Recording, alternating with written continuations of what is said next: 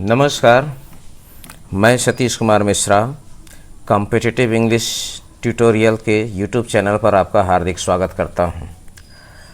आज मैं आप सबों के बीच हाजिर हूं ग्रामर की दूसरी वीडियो लेकर के। पिछली वीडियो में मैंने लेटर, वर्ड और सेंटेंस के बारे में बताया था। आज इस चैप्टर में हम लोग सेंटेंस के बारे में थोड़ा डिटेल्स में जानेंगे और ये जानना बेहद ज़रूरी है, ग्रामर के लिहाज से भी और ट्रांसलेशन के लिहाज से भी क्योंकि ट्रांसलेशन भी तो हम सेंटेंस का ही करते हैं, हिंदी वाक्य का ही अंग्रेजी में ट्रांसलेट करते हैं उसको, तो वहाँ भी सेंटेंस के बारे में एक अच्छी जानकारी हमारे काम में आने वाली है।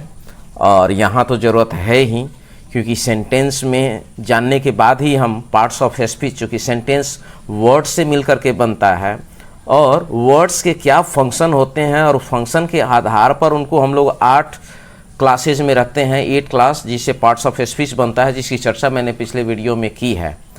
हम आगे बढ़ें इससे पहले आपसे एक आग्रह करूंगा कि इस वीडियो के अंत तक बने रहिए। ये वीडियो बहुत ही इम्पॉर्टेंट होने वाला है, क्योंकि इस वीडियो के बाद जो अगली सीरीज आने वाली है वो ट्रांसलेशन भी आपको समझने में मदद करेगी और ग्रामर तो मतलब डेप्थ में ले जाने में आपके लिए ये ज़बरदस्त होने वाला है। और वीडियो के लास्ट में मैं एक बहुत ही महत्वपूर्ण टॉपिक आपको बताने वाला हूं और वो भी एग्जामिनेशन से संबंधित है। यानी इस वीडियो के लास्ट में भी एक क्वेश्चन मैं डील करूंगा जो कि कॉम्पिटिटिव एग्जाम्स में पूछे जाते हैं और वैसे सवाल की जानकारी आपके पास होनी चाहिए, और उसमें कई तरीके से पूछे जाते हैं। एक तो डायरेक्ट से उससे रिलेटेड होगा, दूसरा होता है पंक्चुएशन मार्क से रिलेटेड सवाल भी पूछे जाते हैं, जिसका कि इस वीडियो के अंत में मैं जिक्र करूंगा। और मैं एक बार आग्रह करूंगा, यदि आप इस चैनल पर नए हैं तो इस चैनल को सब्सक्राइब कीजिए, लाइक कीजिए, कमेंट कीजिए और बेल आइकन प्रेस कीजिए, ताकि आने वाली जो भी वीडियो की नोटिफिकेशंस हो वो आपको सबसे पहले मिले। और ये जो वीडियो बन रही है या जो लेसन्स मैं बना रहा हूँ और डाल रहा हूँ यूट्यूब पर, ये बहुत ही सिस्टमेटिक तरीके से, इसको इस तरीके से डिज़ाइन किया गया है और बनाया गया है कि आप यूट्यूब चैनल पर बहुत सारे अंग्रेजी के कोर्सेज और क्लासेज मिल जाएंगे, लेकिन कॉम्पिटिटिव एग्जाम्स के लिए इतना सिस्टमेटिक तरीके से किसी का भी सिलेबस डिज़ाइन नहीं होगा जितना तरीके से ये बना हुआ है। तो ये इसकी सबसे बड़ी खासियत है। तो चलिए देरी न करते हुए हम वीडियो शुरू करते हैं। और आपके सामने ये लेसन 2 मैं लेकर के हाजिर हूँ, सेंटेंस। जैसा कि आप देख रहे हैं, मैंने पिछले वीडियो में इसके बारे में आपसे डिटेल चर्चा की थी। ए meaningful group of words is called a sentence, जिन्हें अगर आप पहली बार इस वीडियो को देख रहे हैं तो इस वीडियो के डिस्क्रिप्शन में मैं पिछले वीडियो का लिंक डाल दूंगा। आप पहले वो वीडियो देख लें, फिर यहाँ आएंगे तो आपको समझने में बहुत आसानी होगी। तो ये meaningful group of words is called sentence. किसी भी ग्रुप ऑफ वर्ड्स, सेंटेंस क्या होता है? ग्रुप ऑफ वर्ड्स होता है। और क्या हम किसी भी ग्रुप ऑफ वर्ड्स को सेंटेंस कहेंगे? बिल्कुल नहीं। वैसा group of words he sentence कहलाएगा जिसका एक कंप्लीट सेंस निकलता हो, जिसका कंप्लीट मीनिंग निकलता हो। और there are 4 kinds of sentences, they are as follows. अब यहाँ से हम काइंड्स ऑफ सेंटेंस में प्रवेश करेंगे, क्योंकि सेंटेंस के बारे में हमने काफ़ी विस्तार से पिछले वीडियो में बता दिया है, तो अब हम उसमें ज़्यादा डिटेल में नहीं जाएंगे। अब हम सीधा यहाँ बढ़ते हैं और सेंटेंस के बारे में आपको हम बताते हैं, सेंटेंस के काइंड के बारे में चलेंगे। तो ये 4 प्रकार के हैं। पहला जो काइंड है उसको हम 3 नाम से जानते हैं। या तो हम स्टेटमेंट कहते हैं, छोटे बच्चे जब होते हैं, 1-2 के बच्चे हैं, उनको हम केवल स्टेटमेंट बताते हैं, क्योंकि दूसरे वर्ड का उच्चारण उनके लिए थोड़ा सा मुश्किल होता है। तो स्टेटमेंट, उसी को हम असर्टिव भी कहते हैं, ASSERTIVE, या डिक्लेरेटिव सेंटेंस कहते हैं। तो ये तीनों एक ही बात है, या तो आप स्टेटमेंट कहिए, या असर्टिव कहिए, या डिक्लेरेटिव कहिए, ये तीनों एक ही बात है। इसकी परिभाषा अगर हमसे पूछी जाए या कहा जाए तो इसकी परिभाषा यही होती है। दरअसल ये डिफाइन जो बना हुआ है या सेंटेंस के जो 4 प्रकार किए गए हैं, इसका भी एक कारण है। वाक्य का प्रयोग हम क्यों करते हैं या क्या इसका उपयोग है दैनिक जीवन में। दरअसल हम वाक्य के माध्यम से अपने विचारों को व्यक्त करते हैं और हम अपने विचारों को चार तरीके से या मनोभावों को चार तरीके से एक्सप्रेस करते हैं, इसीलिए इसके चार काइंड हुए। यानी एक वाक्य जो होता है वो चार तरीके का काम करता है और इसके फंक्शन के आधार पर इसके चार काइंड हुए। तो जो पहला फंक्शन है वो स्टेटमेंट, असर्टिव या डिक्लेरेटिव का है। वो क्या है, तो इसके परिभाषा से बिल्कुल स्पष्ट हो जाएगा। ए सेंटेंस दैट स्टेट्स और declares something is called N assertive और डिक्लेरेटिव और स्टेटमेंट। आपको ये भी कह सकते हैं डिक्लेरेटिव सेंटेंस। जैसे वाक्य को पढ़ने से अगर आपको ये पता चले कि ये हमें किसी चीज की जानकारी दे रही है, कोई बात बता रही है, घोषणा कर रही है, चाहे वो एफर्मेटिव हो या नेगेटिव हो, उसको हम लोग स्टेटमेंट कह सकते हैं। दूसरे शब्द में इसको हम डिक्लेरेटिव भी कहते हैं और असर्टिव भी कहते हैं। ये तीनों एक ही चीज है, अलग अलग नहीं है। अब इसके एग्जाम्पल को हम समझते हैं। जैसे राम इज माई फ्रेंड, एक स्टेटमेंट हुआ या एक डिक्लेरेशन हुआ या इस बात का असर्शन है कि राम मेरा दोस्त है। अब देखिए ये भी दो प्रकार का होता है, एक एफर्मेटिव और दूसरा नेगेटिव।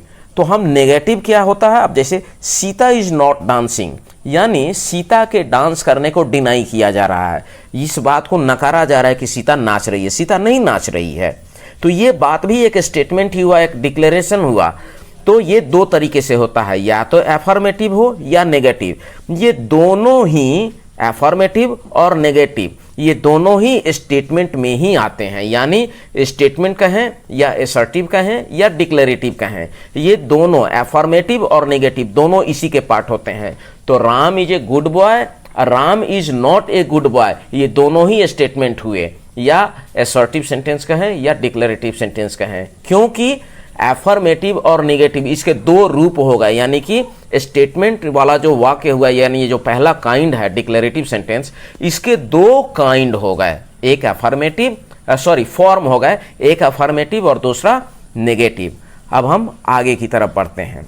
अगला है क्वेश्चन या इंटेरोगेटिव। इसका जैसे बच्चे जब शुरुआत करते हैं तो शुरुआत के दौर में हम उसको क्वेश्चन कहते हैं और इसी का एक और वर्ड इसके लिए इस्तेमाल किया जाता है इंटेरोगेटिव। अब देखिए, तो पहला वाक्य का कार्य हमने समझा कि हम किसी बात को कहने में, एक्सेप्ट करने में या फिर उसको डिनायल मोड में कोई बात रखना हो तो उसको हम लोग असर्टिव या स्टेटमेंट के अंतर्गत रखते हैं। दूसरा जो प्रकार है ये हमारी जिज्ञासाओं को शांत करने का काम करता है। जैसे अगर हम कभी किसी नए स्कूल में एडमिशन लेते हैं और क्लास में जाते हैं, तो मान लिया कि मैं वहाँ क्लास 4 या 5 या 6 या 8 में किसी भी क्लास में मेरा एडमिशन हो गया, तो वहाँ ऑलरेडी पहले से भी कुछ बच्चे पढ़ रहे हैं। उन बच्चों से मेरा पहला दिन कोई परिचय नहीं है, मैं पहली बार उस क्लास में गया, तो जब मैं उनसे मिलूंगा तो उनको मेरे बारे में जिज्ञासा होगी और मुझे उनके बारे में जिज्ञासा होगी। अब अचानक से तो वार्तालाप शुरू नहीं होगी, और वार्तालाप शुरू भी होगी तो एक दूसरे के बारे में जिज्ञासाओं को के समाधान के साथ शुरू होगी। जैसे आपका नाम क्या है, आप कहाँ से आए हैं, आप पहले किस विद्यालय में पढ़ते थे, तो ये उस क्लास के बच्चे मुझसे पूछेंगे और उसी तरीके से मैं भी उनमें से जिनके साथ बैठूंगा उनके बारे में परिचय लूंगा कि आप इस विद्यालय में कब से पढ़ रहे हैं, इसके पहले आप कहाँ पढ़ते थे, क्या आपने इसी बार नामांकन। तो ये तमाम तरीके की जो जिज्ञासा होती है, जानने की उत्सुकता जो होती है, उसको सेटिस्फाई करने का काम जो होता है जिस वाक्य के माध्यम से किया जाए उसको कहते हैं क्वेश्चन या इंटेरोगेटिव सेंटेंस। यानी इंटेरोगेट करना, पूछताछ करना, इंक्वायरी करना।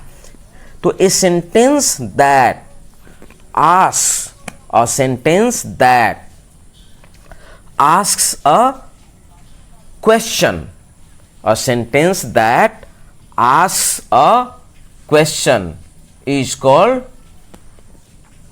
interrogative sentence. A sentence that asks a question is called an interrogative or question sentence. क्यों? अब एज फॉर एग्जाम्पल मैं आपको बता रहा हूं कि ये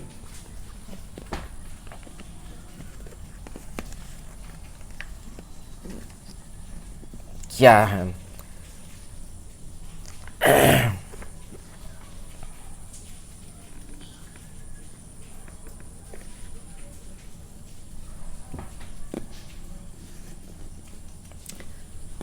does the sun rise in the east, क्या सूरज पूरब में उगता है, ये सवाल है हमारा।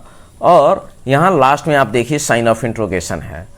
व्हाट इज योर नेम, आपका नाम क्या है, ये पहला सवाल होता है किसी भी अजनबी व्यक्ति से मिलने के बाद। एक चीज़ और आपको बताऊं कि अभी जैसे हमने स्टेटमेंट और ये पढ़ाया था, इसकी एक पहचान भी है कि ये कैपिटल लेटर से शुरू होता है और इसका अंतिम लेटर फुल स्टॉप से होता है। और क्वेश्चन में क्या है कि ये भी कैपिटल लेटर से शुरू होगा और इसका अंत में हम लोग ये साइन ऑफ इंट्रोगेशन इसको बोलते हैं, ये हम लोग लगाते हैं इस चीज़ में। अब तीसरा जो बात है हम थोड़ा उसके बारे में जानेंगे, और वो तीसरा बात है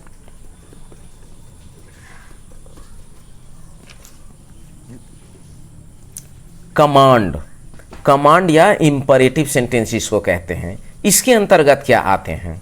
अब क्वेश्चन में भी कई तरीके के सवाल होते हैं, इसमें हम बाद में जिक्र करेंगे।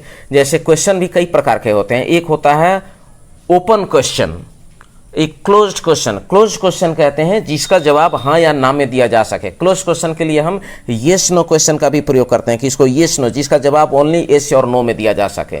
और ओपन क्वेश्चन कहते हैं जिसका जवाब हाँ या ना में नहीं दिया जा सके। जैसे ये नीचे वाला जो व्हाट इज योर नेम आप देख रहे हैं, इसको अंग्रेजी में एक और टर्म इसके लिए हम इस्तेमाल करते हैं WH क्वेश्चन, यानी इसको हम WH क्वेश्चन भी कहते हैं। तीसरा है कमांड या इंपरेटिव। तो a sentence that expresses a command, a request, that an entreaty or a desire is called an imperative or command sentence। ऐसा क्यों है इसके बारे में मैं अभी आपको यहाँ बताता हूँ कि ये क्या होता है। जैसे shut the door, मान लिया कि क्लास में आप बैठ के पढ़ रहे हैं और बार बार वो उसकी दरवाजे की घुंडी अगर धीमी हो और वो बार बार जाके बंद हो जाए और क्लास डार्क हो जाए, तो टीचर आपको ऑर्डर करते हैं, कमांड करते हैं, शट द डोर, दरवाज़ा बंद करो। ये सेंटेंस देखिए तो यहाँ कमांड को एक्सप्रेस कर रहा है। आगे, please give me your pen, कृपया मुझे अपनी कलम दीजिए। आप यहाँ रिक्वेस्ट करते हैं। मान लिया कि सर ने कुछ लिखाना शुरू किया और अचानक या तो आपके पेन की इंक खत्म हो गई या फिर आपकी पेंसिल आपको नहीं मिल रही है। अब वैसे में आप अपने बगल वाले से क्या करेंगे, आग्रह कर सकते हैं उससे कि भाई प्लीज़ मुझे अपनी कलम दो, सर लिखवा रहे हैं, मुझे भी लिखनी है, नहीं तो कहीं सर डांटेंगे या मारेंगे। तो ये आप वहाँ रिक्वेस्ट करते हैं उसके साथ में। तो please give me your pen, ये रिक्वेस्ट को शो कर रहा है। हेल्प मी ओ गॉड, इसको इंट्रीटी बोलते हैं। हेल्प मी ओ गॉड, हे भगवान मेरी मदद करो। अब वहाँ भगवान आपके सामने तो नहीं है वो, पर आप मानते हुए और उसे आप याचना करते हैं, प्रार्थना करते हैं, तो ये उस अर्थ में आता है। गॉड सेव द क्वीन, भगवान रानी की रक्षा करे। आपकी इच्छा है कि हे भगवान रानी की रक्षा कीजिए, उनके बहुत सारे दुश्मन हैं। तो विश, तो ये चारों प्रकार की जो भावनाएं हैं, कमांड है, रिक्वेस्ट है, इंट्रीटी है और विश है, ये चारों को हम कमांड या इंपरेटिव सेंटेंस के माध्यम से एक्सप्रेस करते हैं। और इसकी भी पहचान है कि ये कैपिटल से शुरू होता है और फुल स्टॉप से एंड होता है। अंतिम जो वाक्य है जो इसका काइंड है वो है एक्सक्लामेटरी सेंटेंस। अब ये एक्सक्लामेटरी क्या है? A sentence that expresses some sudden और strong feeling is called an exclamatory sentence. वैसा वाक्य जो हमारे मन मस्तिष्क में उठने वाले तीव्र और अचानक मानसिक जो संवेदनाएं होती हैं, उनको जो हम प्रकटीकरण जिस वाक्य के माध्यम से करते हैं उसको हम लोग एक्सक्लामेटरी कहते हैं। इस एक्सक्लामेटरी को समझना थोड़ा सा आप इस तरीके से समझिए। और ये एक्सक्लामेशन मार्क होता है, एक लाइन ऐसे खींच करके और ये बिंदु देना, इसको हम एक्सक्लामेटरी मार्क कहते हैं। जैसे मान लिया कि आप रास्ते पर जा रहे हैं, हल्का धुंधलका का समय है और आपके पैर के नीचे आपको कुछ हलचल हुआ और पता चला कि आपने एक सांप के ऊपर पैर रख दिया है। अब बताइए कि सांप के ऊपर पैर अगर अचानक पड़े, जिसको आपने पहले से नहीं देखा, तो उसको आपको ये पता चलेगा जिस क्षण कि सांप के ऊपर मैंने पैर रख दिया है, तो आपकी मनोदशा कैसी होगी, आपके मंदर की जो भावना, मन के अंदर की जो भावना होगी वो कैसी होगी। आप डर जाएंगे। और क्या ये आप सोच करके डरते हैं कि अच्छा मैंने सांप के ऊपर पैर रख दिया तो अब मुझे डरना चाहिए? बिल्कुल नहीं। आपने तो सोच करके पैर रखा ही नहीं था, आपको तो अचानक पता चला कि आपने सांप के ऊपर पैर रख दिया, और जैसे अचानक पता चला तो आप डरते हैं, आपके मन में डर का भाव उत्पन्न होता है। और ये डर क्या धीरे धीरे होता है? बिल्कुल नहीं, अचानक होता है और बहुत जोर से आप डरते हैं। ये फीलिंग बहुत स्ट्रांग होती है, तो इसको कहते हैं मानसिक संवेदना जो स्ट्रांग होती है और सडन होती है। तो न केवल यह अचानक होती है, न केवल यह सडन है, बल्कि स्ट्रांग भी है। इसीलिए इस तरीके की भावनाओं को हम अभिव्यक्त करते हैं ऐसे वाक्यों के जैसे what a fearful snake it is, कितना भयानक सांप है। तो ये सेंटेंस जो है हमारे मन के अंदर उठने वाले भय को प्रकट करता है, और ये भय अचानक भी है और बहुत तीव्र भी है। उसी तरीके से व्हाट अ सुसाइडल शॉट, मान लिया आपका कोई फेवरेट खिलाड़ी है, सहवाग है या तेंदुलकर, उसने एक वाइड जाती हुई गेंद पर गैर जिम्मेदाराना शॉट लगाया और कैच आउट हो गया। अब यहां पर आपका मन क्या होगा? दुखी हो जाएगा ना। बहुत अच्छा खेल रहा था तेंदुलकर या सहवाग, और एक गैर जिम्मेदाराना यानी जानबूझ करके आउट हो जाना। अब व्हाट ए सुसाइडल शॉट का मतलब क्या हुआ? आत्मघाती बल्ला चलाने की वजह से उसका आउट हो जाना, और आपके मन में जो उस उमंग के समय अचानक जो खलल पड़ी और आप जितने दुखी हुए, तो आपके सॉरो ऑफ माइंड को यह सेंटेंस एक्सप्रेस कर रहा है यहां पर में। ये भी सडन एंड स्ट्रॉन्ग है। आगे देखिए, what a beautiful seen it is. आप जा रहे हैं ट्रेन में बैठे हुए हैं, एक जंगल से गुजरते हुए अचानक एक ओवर ब्रिज के नीचे से आप बाहर निकलते हैं और बाहर का दृश्य, बाग बगीचा और नदी पहाड़ देखते हुए मन एकदम पुलकित हो गया आपका।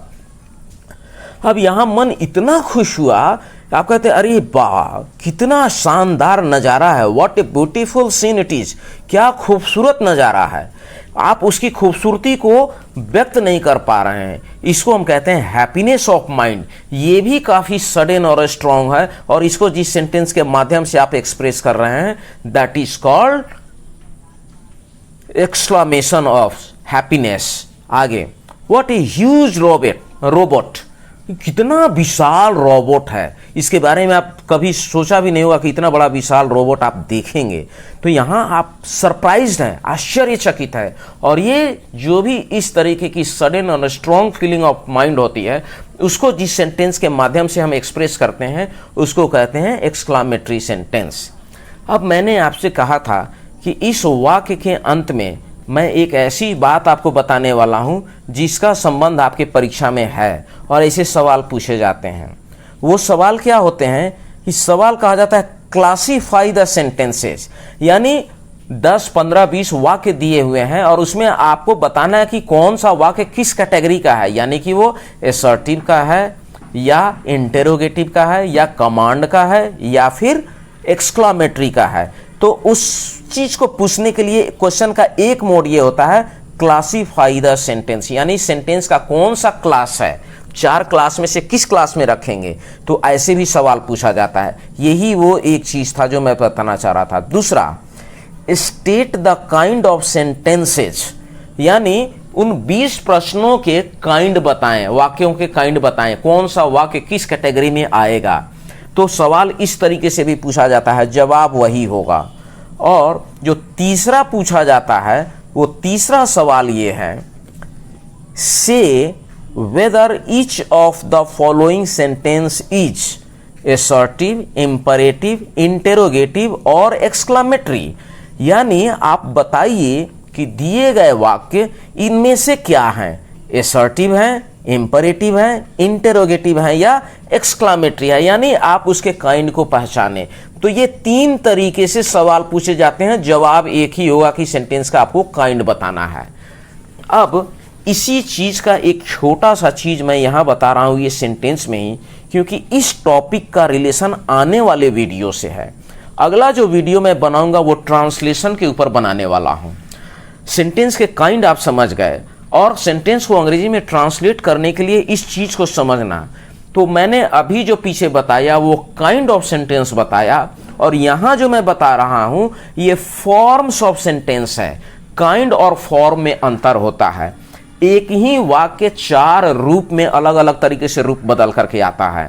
पहला एफर्मेटिव, दूसरा नेगेटिव, तीसरा इंटेरोगेटिव, चौथा इंटेरोगेटिव नेगेटिव। इस इंटेरोगेटिव का एक और सब काइंड होता है आईपीए वाला, इसको WH भी कहते हैं। और इंटेरोगेटिव नेगेटिव का भी एक सब काइंड होता है इंटेरोगेटिव नेगेटिव आईपीए वाला।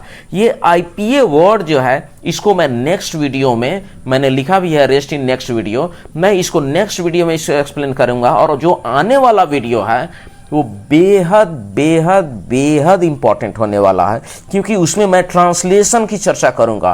और वो जो ट्रांसलेशन है वो आपको ग्रामर, आने वाले अगले ग्रामर के में भी सपोर्ट करेगा, और ट्रांसलेशन पर मास्टरी दिलाने में इन टर्मिनोलॉजी का बहुत उपयोग होने वाला है। जैसे राम इज हैप्पी, ये एफर्मेटिव हो गया।